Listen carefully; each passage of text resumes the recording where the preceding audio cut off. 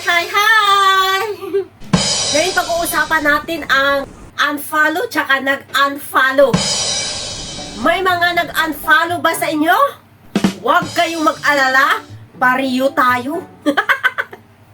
Kung makikita nyo yan mga kabilas, meron po tayo dyan mga net followers. Kung nakikita nyo dyan sa aking net followers, ay meron akong followers tsaka unfollowers. Sa loob ng 28 days, dyan po natin makikita kung ilang tao ang nag-unfollow tsaka nag-follow sa atin. Mas malaki po ang followers kaysa sa nag-unfollow. Kaya, huwag kayong sasama ang loob dahil mga kabilas, iilan-ilan lamang yan ang mga taong nag-a-unfollow sa atin. Iilan-ilan lamang yan ang mga taong may ayaw sa atin. Kasi una, ang mga taong nag-a-unfollow, mayroon yan silang mga ayaw nila sa atin kaya sila nag-a-unfollow. Ilan-ilan dyan ay gusto lamang nila makalamang. Ayaw nila masapawan. Lalong-lalo na sa mga sumasali-sali sa mga follow to follow, madalas dyan ay nag-a-unfollow. After mo sila i-follow, i-unfollow kanila kasi alam nyo mga kabilas, ayaw nila malamangan. Kapag ikaw ay isang content creator na mayroon ka ng content sa iyong mga page, sa iyong mga Facebook account, kayo po ay mostly ay ina-unfollow. Una ng mga taong may ayaw sa inyo, ayaw ng mga content nyo, o natatamaan. Mayroong mga taong manluloko. After mo i-follow, i-unfollow ka.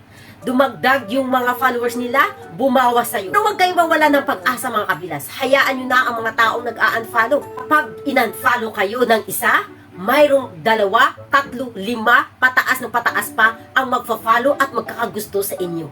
Aanhin nyo ang taong hindi naman organic sa mga videos nyo. Kasi kahit pilitin mo sila i-follow ka, kapag hindi naman sila nanonood ng video mo, ay useless lamang yun.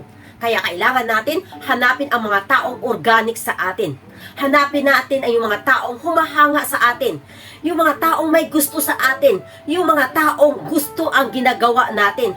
Yung mga taong pinupuri tayo sa likod at sa harap ng kamera natin. Akala nyo sa mga ginagawa nyong unfollow? Nag-unfollow kayo ng 1, 2, hindi babalik sa'yo? Hindi. Tandaan nyo, kapag nag-unfollow kayo ng 1, 2, 5 ang mawawala sa inyo. Kapag gumawa ka ng masama, babalik sa iyo mas masama pa. Kaya kapag in-unfollow tayo, mag-continue lamang tayo sa ating mga ginagawa.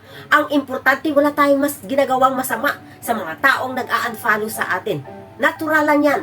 Kasi hindi naman lahat ng tao ay gusto tayo. Natural lang yan na mayroon tayong mga taong nag-a-unfollow kasi minsan natatamaan natin sila, minsan naman ay talagang ayaw nila masapawan natin sila. Kaysa sa mga nag-follow to follow ka, na dumami nga ang followers mo, wala ka namang views sa mga video mo. Kapag in-unfollow tayo, mas marami pa yung nagpa-follow kaysa nag-unfollow. Ibig sabihin nun, mas maraming may gusto sa'yo na organic kaysa sa mga unorganic. Kaya enjoy lamang natin ang ating pagre-reels, ang ating pagiging content creator, ang pagiging vlogger natin. Kasi habang nandito tayo sa social media, lubos-lubusin na natin kasi hindi natin alam kung hanggang kailan tayo dito.